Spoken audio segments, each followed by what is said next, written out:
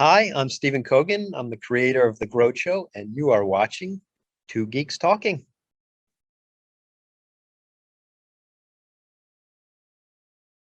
Good morning, afternoon, evening, everyone. Two Geeks Talking is an entertainment industry interview show where we interview the creative people from the comic, film, TV, movie, and video game industries. And of course, I'm your host, Kurt Sasso. We're joined today by a very talented individual. He's an actor, producer, writer, creator of the series that we'll be talking about on this particular episode. We're joined today by Stephen Kogan. How are you doing today, Stephen? I'm doing great, thank you. I have one quick question. When will the two geeks who are talking be showing up? We're already here.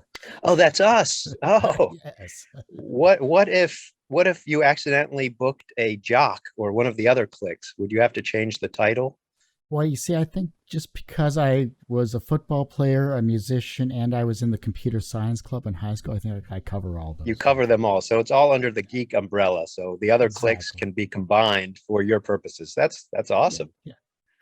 It makes the title shorter too. You won't have to change It's, it to one geek and one jock talking. also, it's hard to get URLs like that in the right context as well. Exactly. Well, it's good to have you on the show. Thank you so much for showing up. Oh, I'm happy to be here. Thank you. So you are the creator, writer, and director, producer. Though you have many hats for the Groad Show, but for those that don't know anything about this series, tell us what it's all about. Okay, yeah, the Groad Show, it's a comedy about a bottom of the rung minion from hell who's sent to Earth to ruin someone's wonderful life, which is going to be my character, Geoff. Groad stars Jim O'Hare.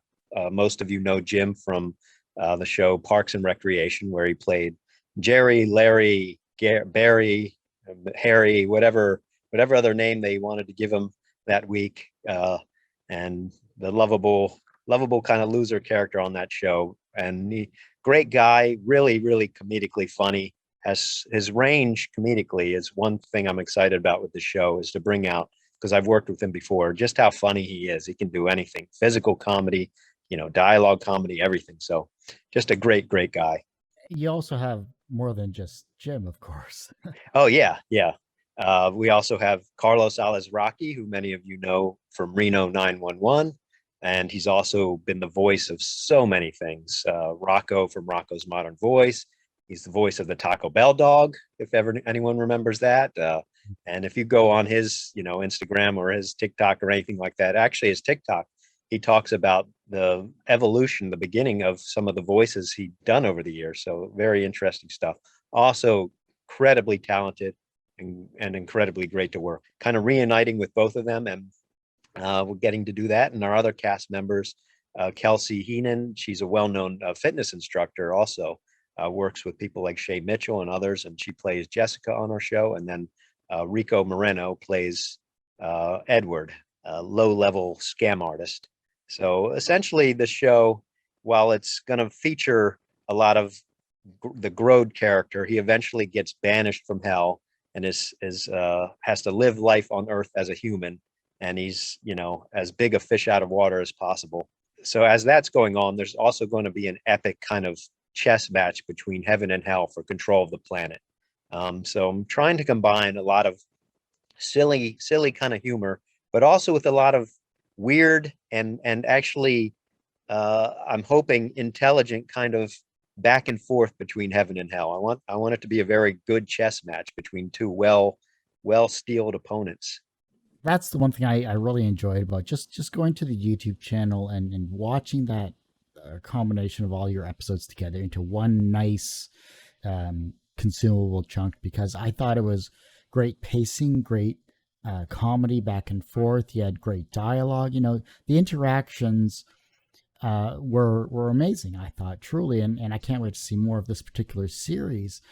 But now, am I correct in understanding that this was all done over Zoom? Yes, during quarantine, we couldn't obviously do anything with each other. So this was something that I wanted to do before the pandemic started, and I was thinking how we can do it for real. And then when the pandemic hit, I kind of came up with the idea, well, maybe some kind of table read that we can make look a little bit more interesting with some graphics and things like that behind us, and try to do it that way. And we ended up doing two full episodes of table reads, and I broke that into also little chapters. So there's 2 episodes, but 12 chapters. The first one, not this July, the previous July. And then the second one we did last November, all over Zoom. It's great to see that you can utilize technology simply meant for meetings, but into a wonderful series. That's awesome to see. When it comes to putting something like this together, though, obviously one has to have many hats, especially as many as you have with this particular series. What was the most challenging for you to accomplish first? I'm not great with technology. I'm not a moron, but I'm not really skilled at it. So, and Zoom, I wouldn't say is like calculus. It's not the most difficult thing to figure out, but that is something that is I had to kind of get that down and make sure everything works. And we did as good as we could. There's still going to be Zoom quirks, whether video or some audio hiccups, things like that. So that was one. And really, there wasn't that big a challenge with anything because scheduling becomes a lot easier when you don't have to be in a physical place. That is the one benefit of doing it over Zoom and technology this way is, and especially with the pandemic, everyone was kind of locked down anyway. So scheduling any kind of thing creatively is usually one of the biggest nightmares. With this, thankfully, it wasn't that big a deal.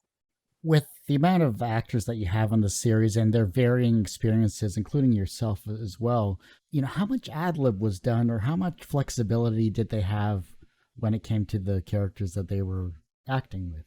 There was very little ad lib in terms of the dialogue from the script. I think partly because it was so new to everybody, no one felt all that comfortable to say, okay, let me explore my character and go off in tangents.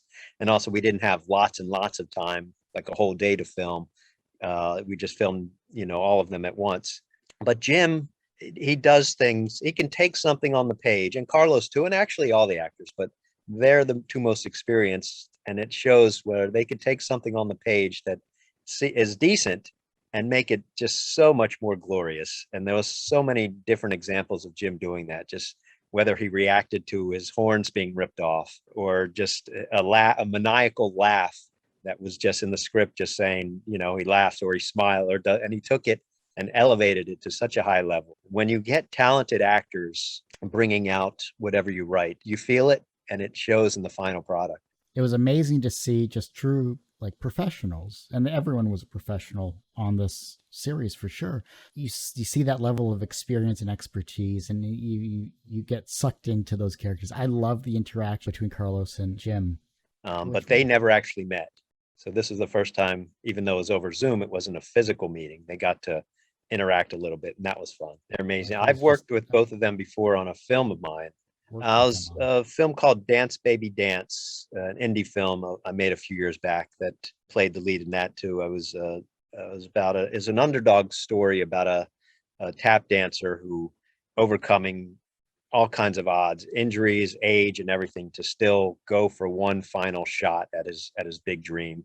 I kind of like sports movies and underdog films and things like that. My interests vary from comedy to drama to everything. So that was something that I did. And it was a lighthearted, wasn't a heavy drama. It was, a comedic kind of drama. But that's what it was, a fun, inspirational underdog film. With the amount that you've written and the amount that you've created in your lifetime, what was an early experience where you learned that language had power? That's a good question. I don't know if I've ever thought of it in that way. I remember the very first story I wrote, I was 7 years old, and I instantly knew that that's what I wanted to do for my life. It was so fun and enjoyable, and I took myself to a different place. It's like bringing your daydreams kind of to actuality where you're living it out in a way. My own words moved myself to the point where I kind of knew, hey, I love this so much. I want to be a creative person the rest of my life. But it's a tough road to do that, especially being 7 years old and now going to your current career as it is now. What was the first job you ever got in the industry then that you're like, I'm finally here? Yeah, it certainly wasn't at 7 years old. No, I did not have a quick trajectory. I moved out to Los Angeles. I'm originally from Maryland, and I went to college there. And after I graduated college, college called UMBC, in it's University of Maryland at Baltimore County. After I graduated, I moved to Los Angeles with 2 screenplays in hand, expecting things to happen pretty quickly because I felt good about myself. And I quickly learned that I wasn't as good as I thought I was, although I wasn't cocky. It just, there was a lot of things about screenwriting, the craft of it, that you can have a lot of good things in a screenplay, but if you don't have the craft of it, of actual storytelling, it's not going to be put in a way that other people are going to respond to. They may respond to little bits, but it has to be the whole thing. And so it took me a little while. I had a few agents and a few things along the way and got gigs, kind of rewriting gigs along the way. So I would say, yeah, probably, in my 20s somewhere, I did start getting some minor rewriting gigs, and those, could be considered my first job. So I would say that. But yeah, there was a lot of hard learning along the way. What were some of the lessons that you learned, especially as a screenwriter? There's actually separate lessons. One that I would hope everyone kind of who's just starting out would not follow my trajectory on is I'm not a huge fan, or I wasn't a huge fan of networking. I said, no, I'd rather stay at home and work on my craft, become the best I can at this, and just, this is what I enjoy. I don't enjoy being out schmoozing and, hey, how you doing, all that kind of stuff. You really have to. Even if you hate it, it's the game you have to play. And because this business is very much a who you know business to get in. It's what you know to stay, but it's who you know to get in. And if you're not out there meeting people, you're not going to know anybody. And so that's one thing, hard lesson that I learned. As far as writing, there's no one way to do it. You have to find what works for you that also is going to get others to respond to. I first started just writing, putting my thoughts on the page, no kind of direction to it. And then I said, okay, that isn't working because I'm meandering too much and it shows in the work. And so I would start outlining, and then I've really focused. They say writing is rewriting. I really focused on getting my rewrites, doing as many as I could, and focusing on specific aspects, whether one draft was plot or one draft was characters or whatever it was, or dialogue. It just really getting it to a place where I thought it needed to be. And then having some idea of the marketing side of it. It's a double-edged sword. It's valuable, but it's also makes you feel like you're dumbing down your creativity to some kind of one-line log line that can fit on a poster. But you kind of have to get past those things and get in the door somehow. And once you're in the door, you may be able to do a little bit more. Now, this was before independent film kind of became a lot easier to do financially. This is back when, you couldn't do something on digital video at a lower budget. And so that kind of changed the game. And that's how I was able to make my first film and do it the way I wanted to do it. Although there's a lot of issues with that, which is a whole separate conversation. But those are the kinds of things that I learned: the networking and the rewriting. What did you draw from to create these characters for the Groad series? I don't know if I drew anything from the main character, Groad. I just try to make myself laugh sometimes. And I'd written a screenplay that nothing ever happened with it before. That was kind of a takeoff on It's a Wonderful Life, where it had these 2 guardian angels who were like last chance guardian angels. They were really bad at being guardian angels, and they were accidentally both sent to Earth to try to save the same person, and they kept competing and ruining this person's life more. And I like that concept of comedically of ruining someone's life more with these guardian angels. But I couldn't get that kind of concept in my mind to work for a series that went beyond just that. So I kind of flipped it for myself and said, okay, what if someone from hell is sent on a mission with the exact opposite mission of what a guardian angel is sent to do, and that's to take someone with a wonderful life and make it so much worse. But again, that was also something that I felt might be limiting if it was just that. So I had to come up with making it more about, well, Groad eventually gets banished, and then the much larger thing of, is Groad actually a pawn in a much bigger game that Heaven and Hell is playing?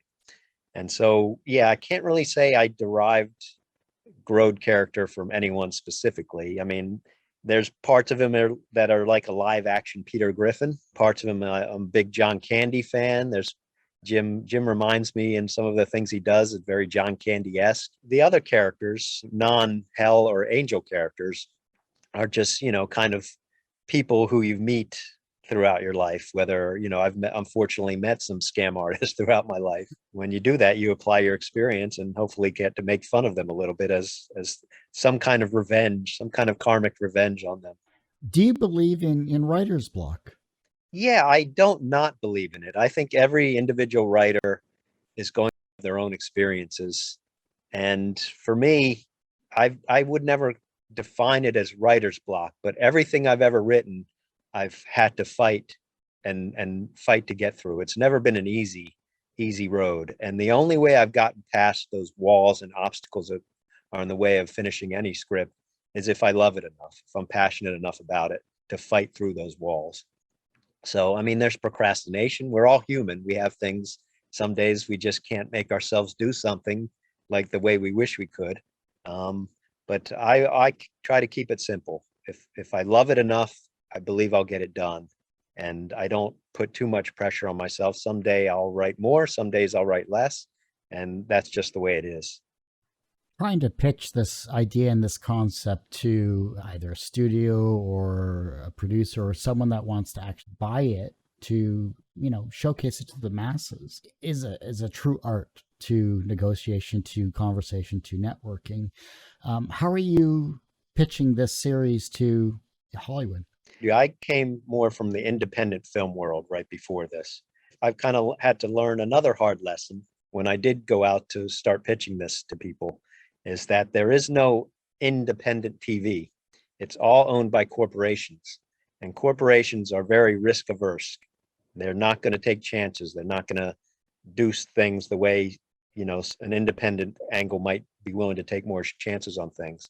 So I learned that, and I believe there's exceptions to every rule, but it's probably, very close to 100% or in the high 90%, where if you don't have any TV writing experience or you're not a showrunner already, they're not going to let you do a show like this on your own. And that was a very hard lesson to learn, because I thought, hey, we're going to make a really good show. We'll build up some audience. People will see that it's quality and they'll give us a shot. And so they said, no, it's not going to work that way. No matter how good it is, it's not going to work that way. The only way it can possibly work that way is if you build up a big enough audience. And then most likely what would happen is an experienced showrunner would come aboard, and they would be the one to help shepherd you into all the networks and pitch meetings and all things like that, where you actually get a chance at being picked up. Or if your audience is so big that a network or streamer or someone comes to you directly and says, okay, we love this so much, we're going to partner you up with an existing showrunner, because again, they will not take any kind of chances without somebody with that vast amount of experience. They're just not risk takers like that. And that's just the game the way it is. And so for me, after those pitch sessions, I said, okay, I have to change course. I have to now figure out if I want to do it the way I want to do it to get a bigger audience. And we knew doing it over Zoom was very limiting in terms of not only quality, but in terms of story. Couldn't be as funny visually and physically, and we couldn't expand out the heaven and hell world as well as we would want to over Zoom and table reads. It just wasn't doable. And so had the idea of, okay, we're going to have to try to do this on our own as a web series.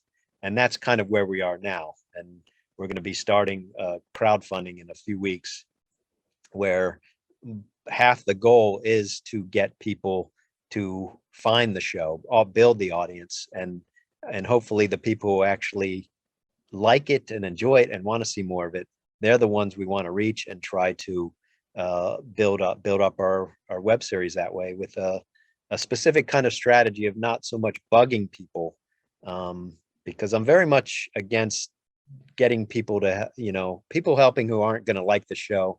It doesn't feel right. They're doing you a favor and it's nice, but you're kind of annoying people, and I didn't want to go that route. Instead, I want to kind of create kind of a laugh challenge and put out to the world where, hey, if you like this and it makes you laugh in any way, shape, or form, our campaign video or any of our content, that you'll share it. And that's the key to getting this out there is the more eyeballs on it, the better chance we have.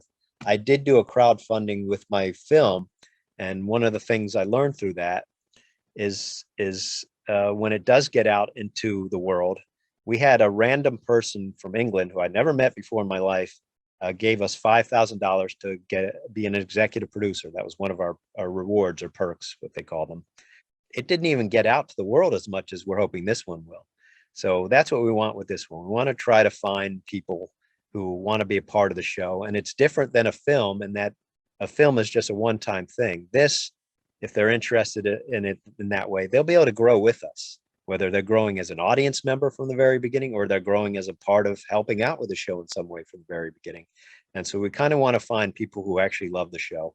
And that's kind of how I think everyone has to look at doing something television wise, unless you're related to somebody in the industry already who can snap their fingers and say, okay, I'm going to get your show on the air because I'm related to you and I like you. And again, there are exceptions. I don't want to say that it's impossible to go and pitch to somebody and blow someone's mind away. But getting those pitch meetings to begin with are difficult enough. So I hope that answered that question. I don't know. You'll let me know if it did. So I was curious about the process from your perspective as well too. I mean, you're doing something with a great cast. You have an established a couple of episodes already in the pipe, and you're pitching it to the masses because you have name recognition with your actors, and I think that's a great positive step. Yeah, it gives us a leg up. That's one thing I was told in those initial pitch meetings that still said, no, you still got to go do more. So the fact that we do have established actors who from the TV comedy world definitely helps us. But again, it does come down to that audience. And it makes sense. If you have a huge audience going in, then they know the studios or networks or wherever, they know day one, people are going to watch it before they even have to throw any marketing dollars at it, or they won't have to throw as many marketing dollars at it. And that's very intriguing to them because again, it's corporate run. And so you mitigate their risk like that. And it's kind of a win-win for everybody. What size of audience is going to make these networks take notice? There's no specific answer for that. The best answer I was given was tens of thousands. I'm not sure what that means. Is it 10,000? Is it 50,000? Is it 100,000? I think each individual that you're trying to pitch to will decide on their own what number impresses them. Obviously, the bigger, the better is what you should strive for. What else are you trying to do to make people aware of the show itself? Well, from the outset, long before I decided to go the crowdfunding route to do the web series, we tried to build up the audience as the Zoom content.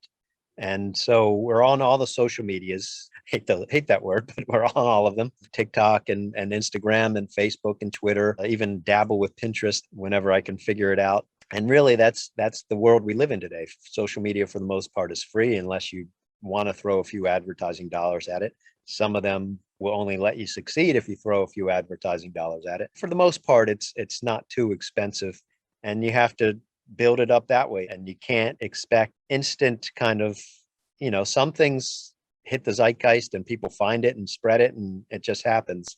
But most things don't. Most things take a little time to find an audience. And we do have a nice little loyal following. So we know that people are responding to our show.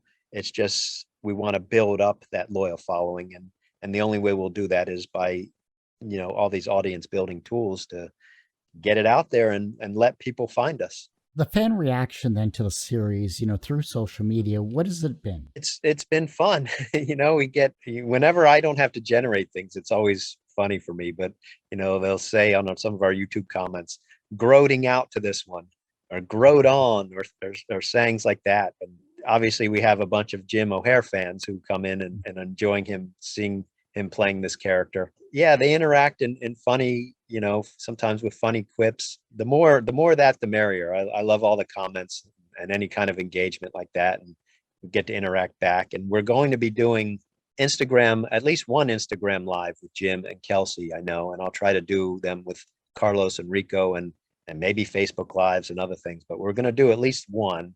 And in that way, we'll also be able to interact with all of their fans and the fans of the show and try to get as much out there and answer questions and things and have some fun and things like that. Yeah, that's amazing. I mean, it's great that you're building the audience, you're getting it out there, you're giving them little pieces, especially like table reads and stuff like that are amazing to see. I love that behind the scenes aspect and seeing how actors and actresses work together to make something come to life. You know, you see it with Family Guy, you see it with other shows as well too. But so I'm glad that you're continuing this process, and it's something that we normal people never really get to see. So thank you for that. Oh, you're welcome. Yeah, I mean, the behind the scenes, some of it is very just regular, and some of it is very exciting. Like our campaign video, I got to go to Jim's place, and we made a funny video where hopefully people find it funny.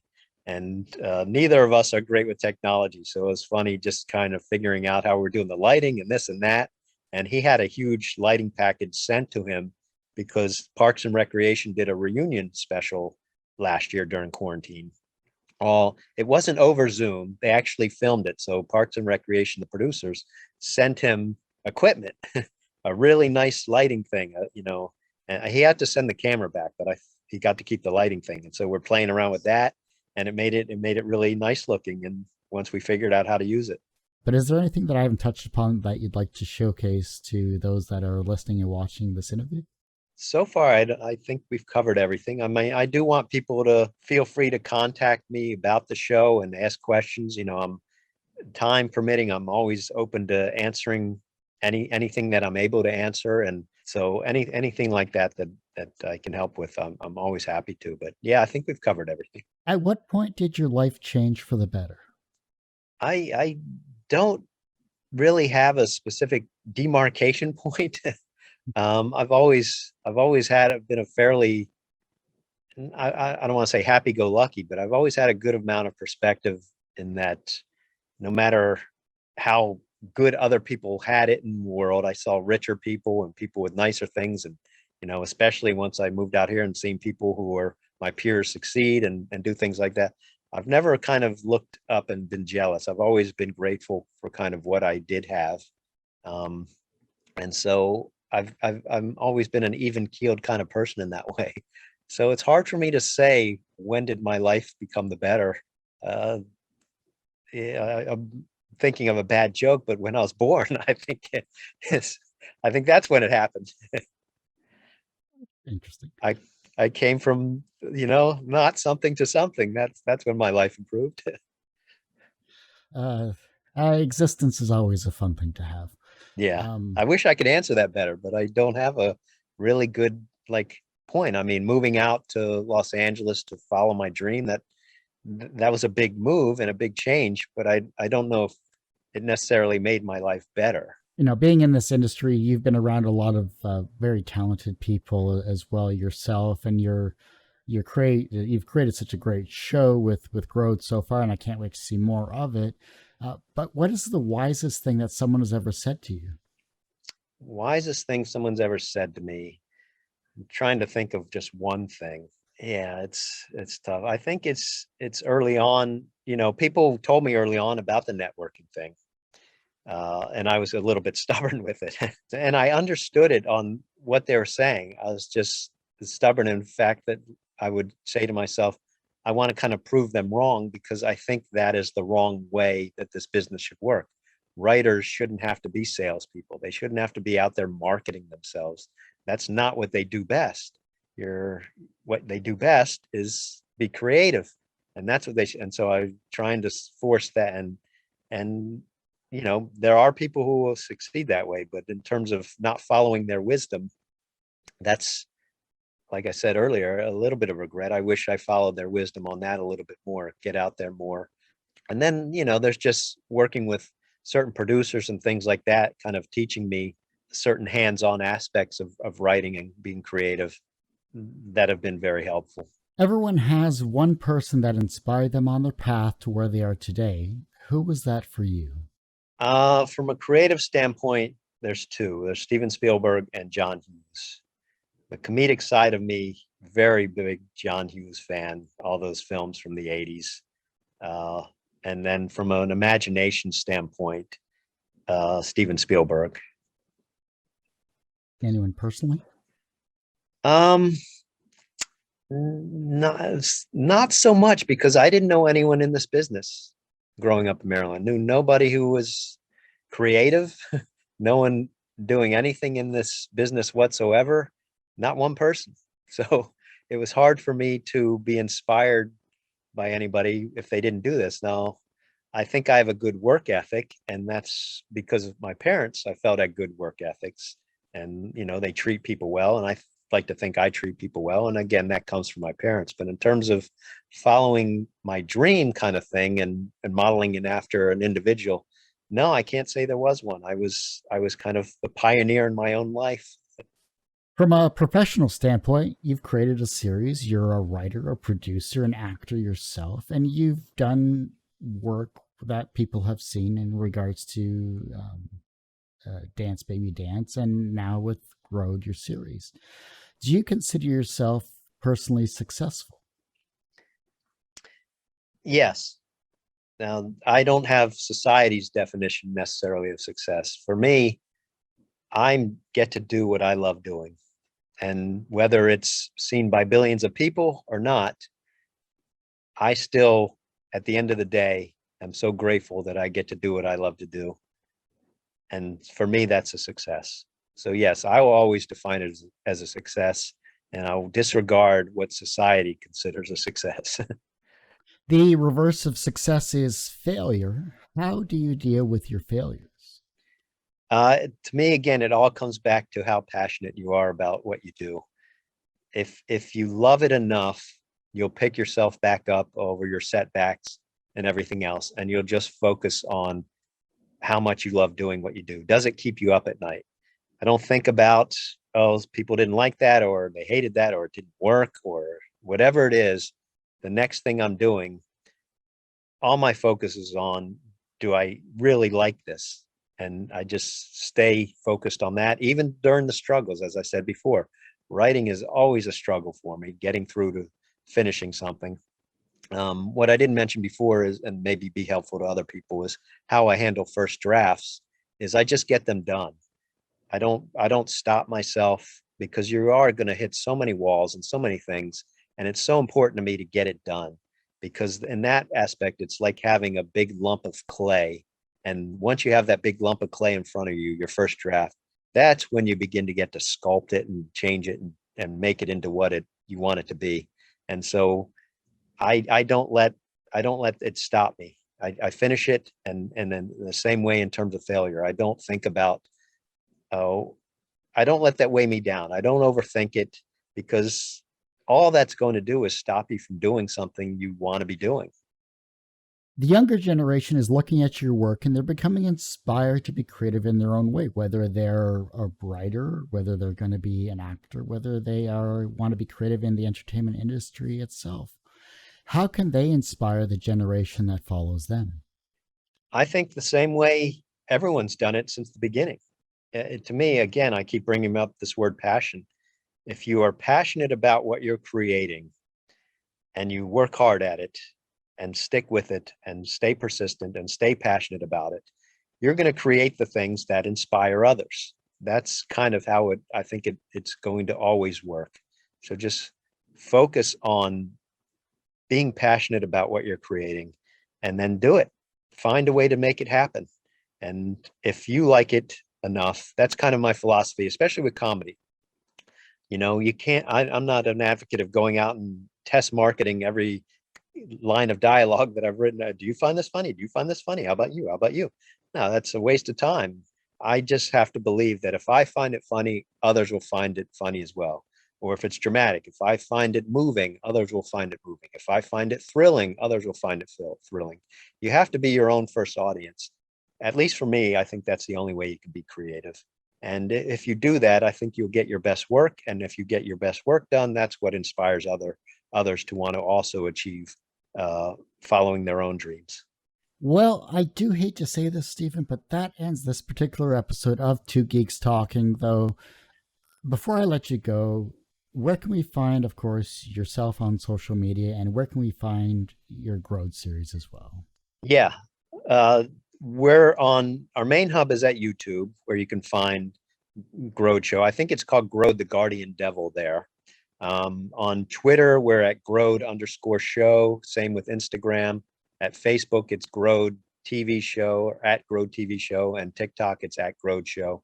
And our crowdfunding will be putting on the link to all those.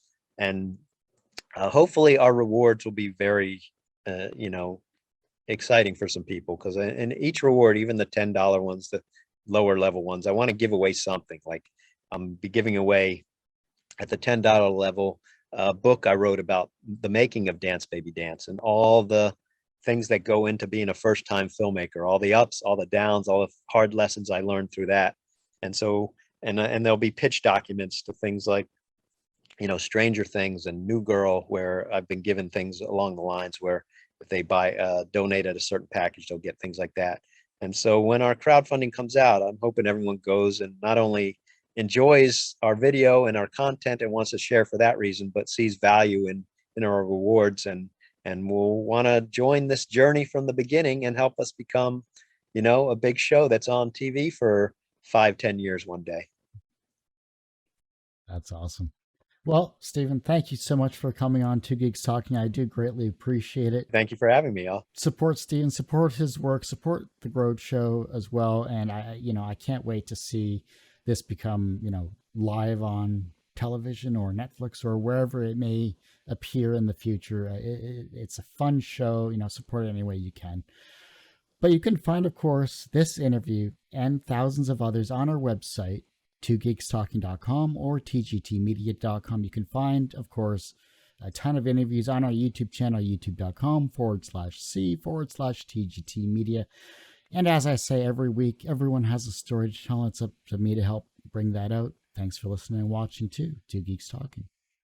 Hey, all, Kurt Sasso here from Two Geeks Talking. If you like this video and these quick clips here, make sure you take a look at our YouTube channel, youtube.com/tgtmedia. Make sure you hit the like button and subscribe as well. Hit the bell to make sure you get notifications, of course, from videos like this here. Thank you, everyone, for listening and watching over the years, and keep listening and watching for new and exciting interviews with talented and creative people in the entertainment industry. I'm your host, Kurt Sasso. Thank you so much.